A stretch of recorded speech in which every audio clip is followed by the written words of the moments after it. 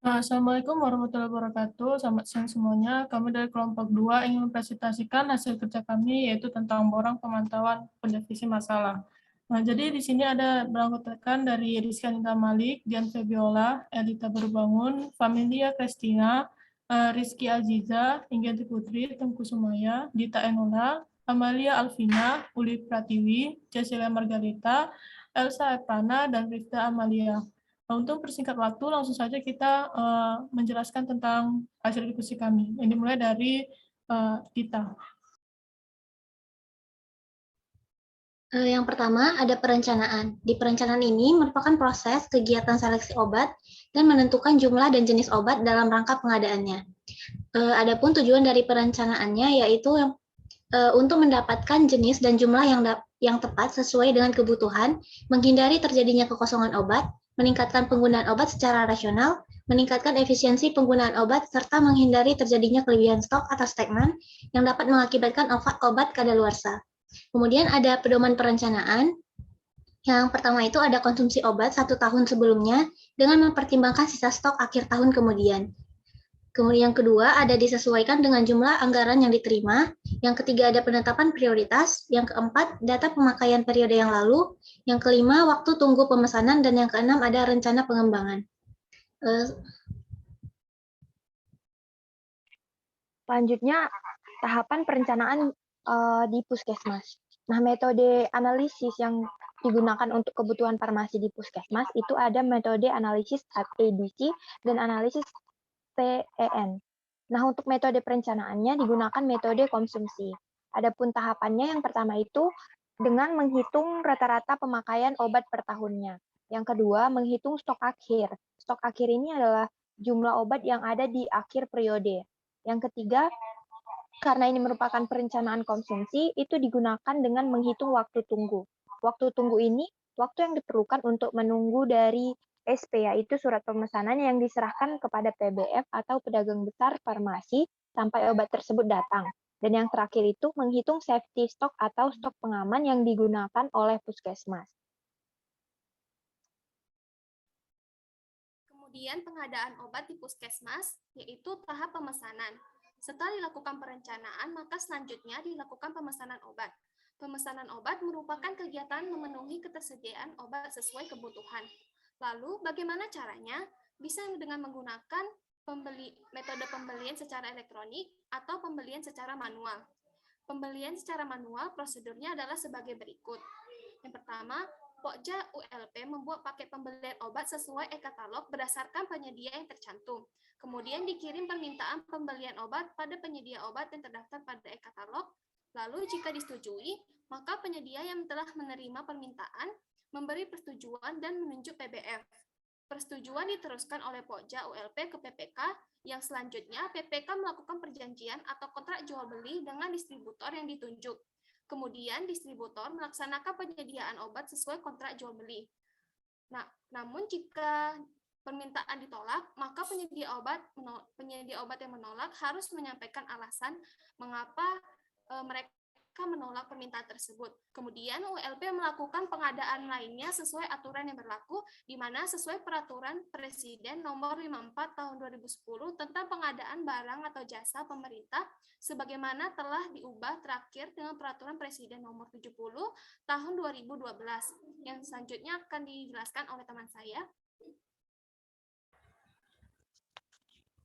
Selanjutnya dapat dilakukan dengan pembelian secara elektronik atau e-purchasing, di mana nanti Pokja ULP akan membuat paket pembelian obat melalui aplikasi e-purchasing, kemudian akan mengirim permintaan pembelian obat pada penyedia obat. Dan apabila disetujui, maka penyedia obat yang telah menerima permintaan akan memberi persetujuan dan menunjuk PBF. Kemudian persetujuan akan diteruskan oleh Pokja ULP ke PPK. Lalu PPK akan melakukan perjanjian atau kontrak jual beli dengan distributor yang ditunjuk. Lalu distributor akan melaksanakan penyediaan obat sesuai kontrak jual beli. Dan PPK mengirim perjanjian pembelian obat dan melengkapi riwayat pembayaran. Kemudian PPK melaporkan item dan jumlah obat yang ditolak oleh penyedia paling lambat 5 hari kerja.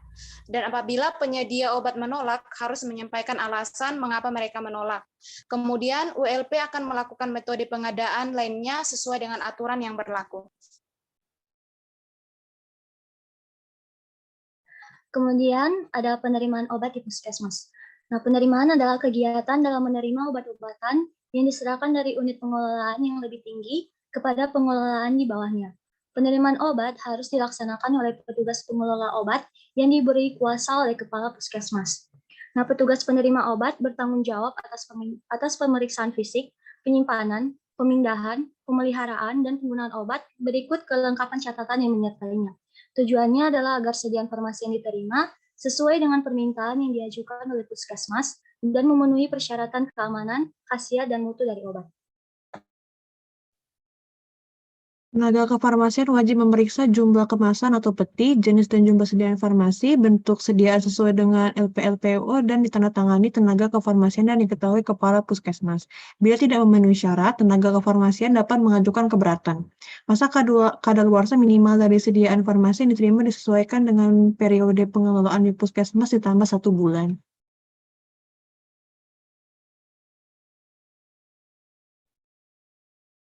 Kemudian penyimpanan obat di puskesmas.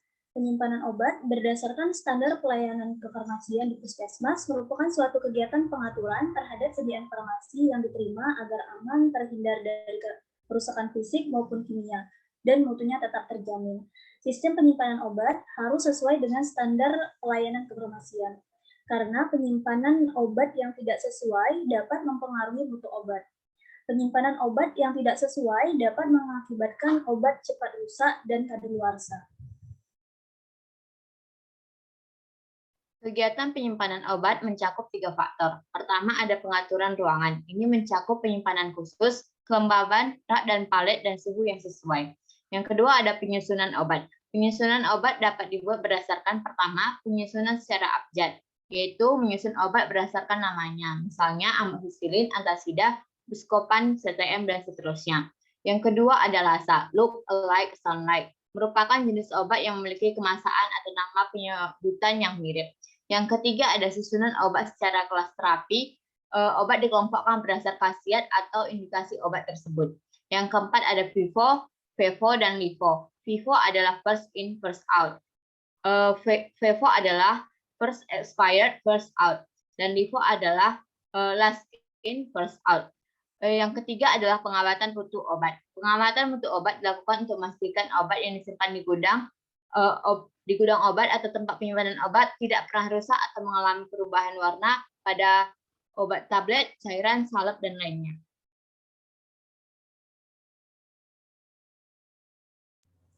Di sini ada tentang faktor pembelian. Seperti yang kita ketahui bahwasannya faktor itu merupakan alat bukti yang diterima seorang pembeli dari seorang penjual barang ataupun jasa. Biasanya faktor penjualan akan diterima oleh si pembeli apabila produk yang dipesan telah tiba di tempat tujuannya. Namun ada juga yang mengirim fakturnya di awal transaksi, tergantung pada kesepakatan yang telah disepakati. Nah, untuk faktur ini yang mempunyai beberapa fungsi, yaitu faktur bisa berfungsi sebagai bukti fisik bahwa barang ataupun jasa yang dibeli dia itu sesuai dengan keinginan si pembelinya. Nah, faktur ini juga bisa berfungsi sebagai informasi nilai tagih dari pembayaran yang harus dilunasi oleh konsumen atau pembelinya. Faktur juga bisa berfungsi sebagai bukti informasi yang sah dari penagihan. Nah, fungsi dari faktur ini juga bisa sebagai informasi saat penagihan. Setelah itu, fungsi dari faktur ini bisa juga melakukan klaim dari konsumen sebagai penjualan jika barang yang diberikan tidak sesuai dengan pemesanannya. Sebagaimana faktur ini juga berfungsi untuk menunjukkan banyaknya persediaan barang setelah dilakukan pembelian dan sebagainya. Jadi faktur ini juga bisa dapat berfungsi sebagai dokumen dalam perusahaan sebagai bukti transaksi adanya dokumen ini juga sebagai tanda berapa banyak barang yang telah dijual.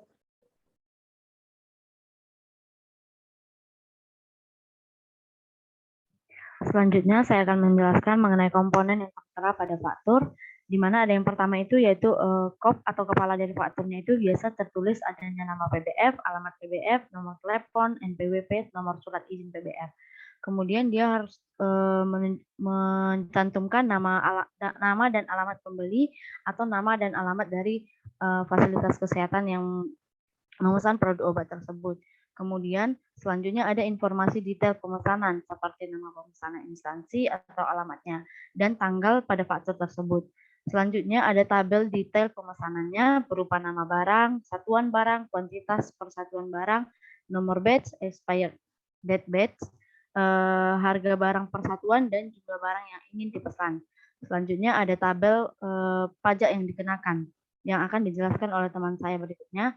Kemudian dia harus berisikan atau menginformasikan legalitas pembeli, di mana biasanya ini harus mencantumkan cap ataupun tanda tangan dari pembeli yang telah menerima barang. Kemudian ada legalitas penjual, di mana ini biasanya digunakan cap atau juga tanda tangan menunjukkan bahwa faktur tersebut telah diberikan kepada pembeli atau penerima obat yang sudah memesan. Selanjutnya.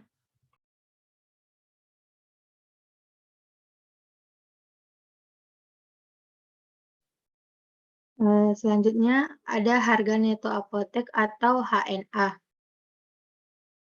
HNA merupakan harga jual termasuk pajak pertambahan nilai atau PPN dari pedagang besar farmasi PBF kepada apotek, toko obat, dan instalasi farmasi rumah sakit atau klinik.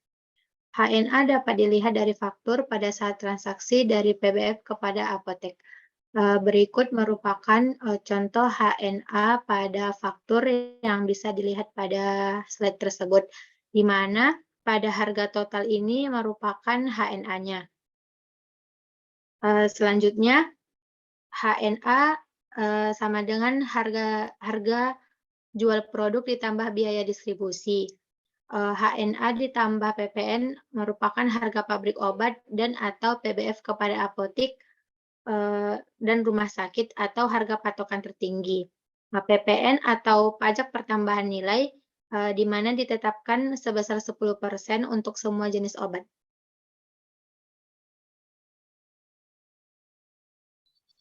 Selanjutnya adalah PPN atau pajak pertambahan nilai. Sebagaimana yang kita ketahui, pajak ini merupakan suatu kewajiban yang harus dibayar oleh masyarakat, baik secara pribadi maupun dari badan pengusaha, yang harus dibayarkan kepada pemerintah yang nantinya akan ditujukan untuk kegiatan pembangunan di segala bidang. Nah, PPN sendiri merupakan pajak yang dikenakan pada transaksi konsumsi barang dan jasa dalam negeri yang dilakukan oleh wajib pajak.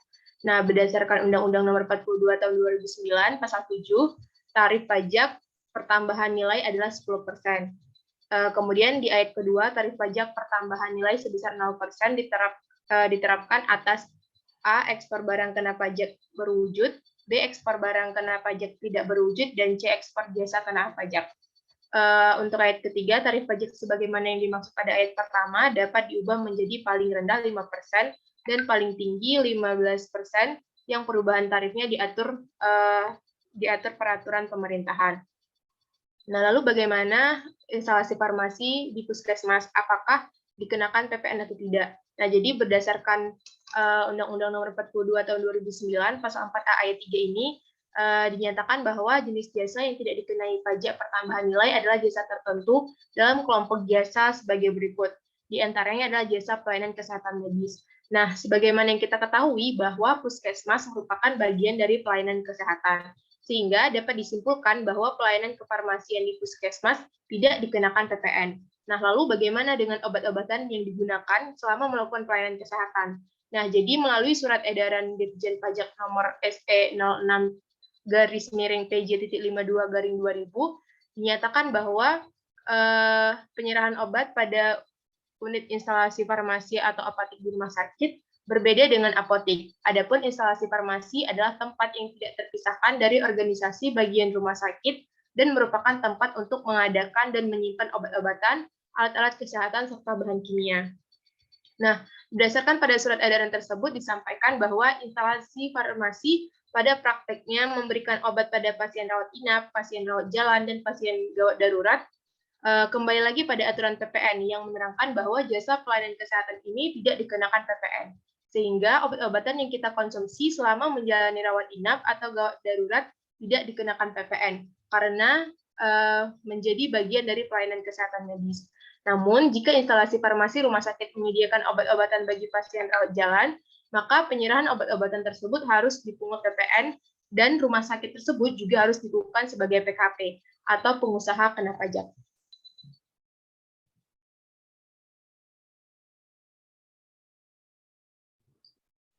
Selanjutnya, saya akan menjelaskan mengenai harga jual apotek. Harga jual apotek atau HJA itu sendiri adalah harga jual obat yang akan ditawarkan dari apotek kepada konsumen. Di sini untuk mencari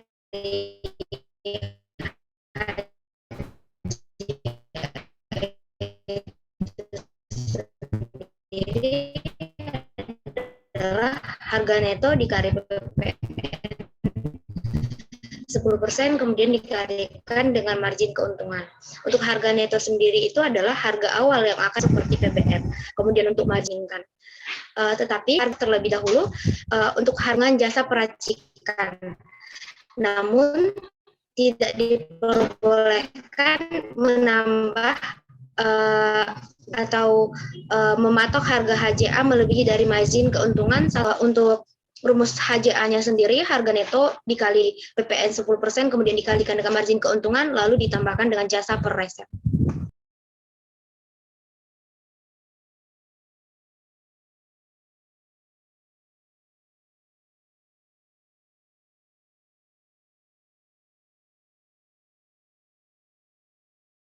Sekian dari presentasi dari kami.